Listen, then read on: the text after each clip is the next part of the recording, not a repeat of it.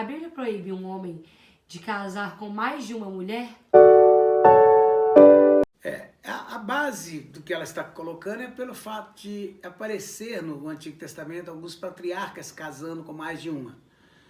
Mas a gente tem que primeiro analisar que isso não era o fato comum, né?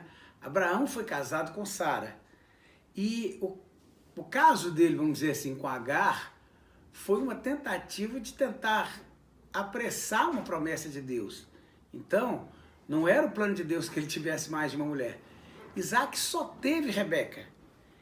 E Jacó, a ideia dele era se casar só com Raquel.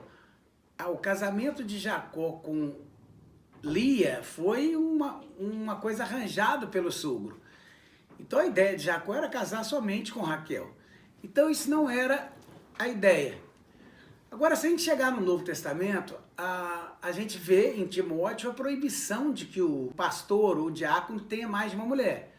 Mas dá-se a impressão, então, que todos os outros, então, que não forem pastores e diáconos, poderiam, então, ter mais de uma mulher. Mas se nós formos em Mateus capítulo 19, a gente percebe o seguinte: quando Jesus é questionado a respeito de divórcio, de casamento, ele não se baseia o casamento, a ética de casamento dele, na ética que havia na lei. Até porque ele próprio afirma que a ética de casamento que havia na lei é baseada no fato de que as pessoas tinham o coração endurecido, por causa da dureza do coração. Mas Jesus vai buscar lá no Éden, lá no princípio, a ética. Ele diz assim, não foi assim desde o princípio. Aí quando Jesus vai estabelecer então a ética de casamento, ele diz, no princípio, Deus disse, deixará o homem a casa do seu pai e sua mãe e se unirá à mulher e não às mulheres. E serão os dois, e não 3, 4, uma só carne.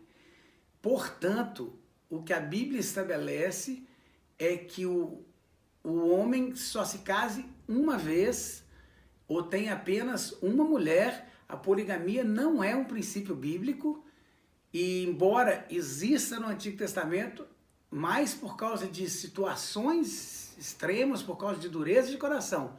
Mas a ética do princípio, a ética do Éden, a ética que Jesus evocou em relação ao casamento é: deixará o homem a casa de seu pai e sua mãe, se unirá à mulher, e serão os dois uma só carne.